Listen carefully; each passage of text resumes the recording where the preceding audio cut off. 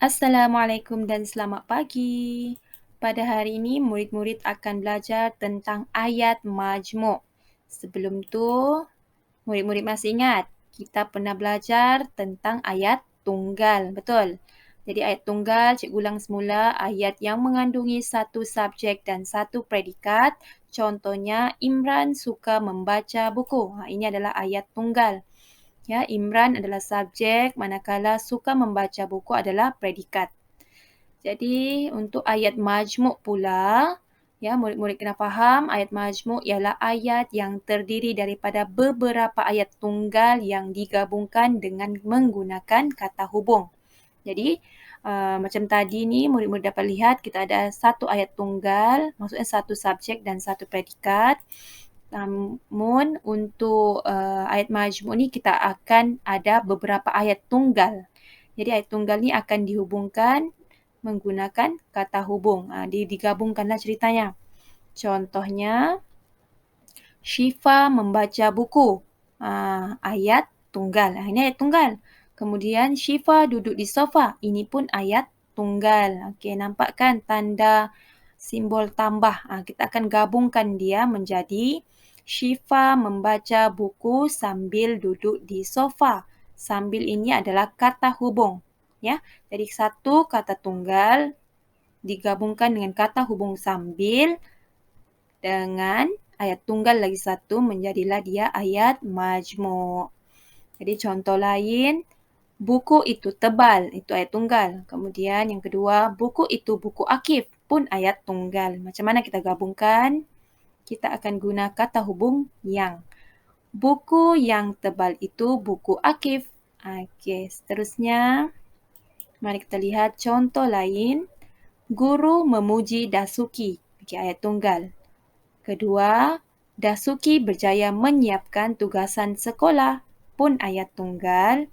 Jadi bila kita menjadikan dia ayat majmuk, maka bunyinya guru memuji Dasuki. Okey, ini kata hubung ya, kerana Dasuki berjaya menyiapkan tugasan sekolah. Okey, jadilah dia ayat majmuk. Seterusnya, mari kita lihat buku aktiviti jilid 2 muka surat 66 dan 67.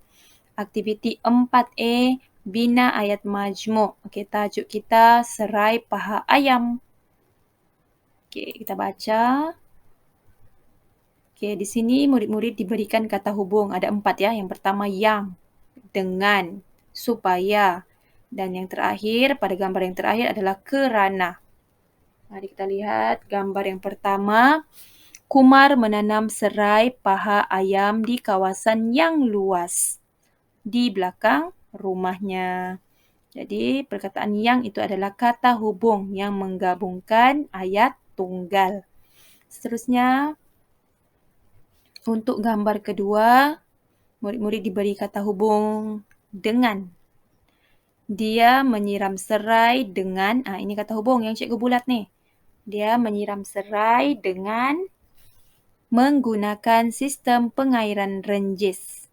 Okey, kalau murid-murid dapat lihat di sini, pada tanaman tu, di sebelah serai tu ada sistem pengairan ya, sistem pengairan untuk memberi bekalan air kepada tanaman.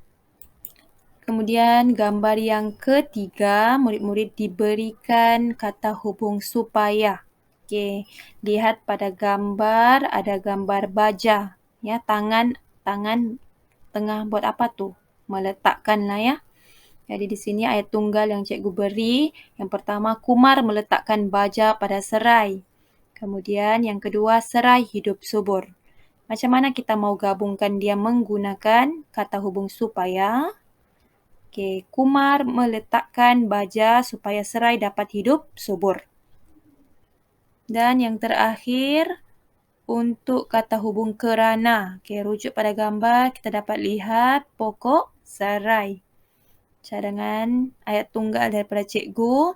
Kumar sangat gembira. Yang kedua, tanaman serai mudah dijaga. Okey, jadi murid-murid gunakanlah ayat tunggal yang cikgu beri ini dengan kata hubung untuk membentuk dia menjadi ayat majmuk. Ini tugasan murid-murid lah. Cikgu akan tinggalkan kepada murid-murid. Seterusnya kita lihat muka surat sebelah, aktiviti 4B. Bina ayat majmuk berdasarkan gambar. Tajuk tuai serai. Tuai serai ni maksudnya kita ambillah hasil serai. Okey, di sini murid-murid diberi kata hubung atau, dengan, lalu. Jadi murid-murid perlu rujuk gambar juga. Kita akan buat ayat majmuk dengan merujuk pada gambar dan gunakan kata hubung yang telah diberi. Sebagai contoh untuk muka surat ini, nombor 1, kita dapat lihat di sini perbezaan pada gambar ini pada alat yang digunakan untuk memotong serai. Yang pertama ni parang lah kan, sebab panjang. Yang kedua ni nampak lebih kecil, kita akan kata dia sebagai pisau. Contoh ayat, Encik Saleh memotong serai menggunakan parang atau pisau. Okey. Kemudian yang kedua, kita dapat lihat di sini kata hubung dengan, dan kita lihat pada gambar pula. Okey, apa yang dia tengah buat tu? Okey, apa dia? Okey, kata kerja kita guna di sini mengikat lah ya. Mengikat.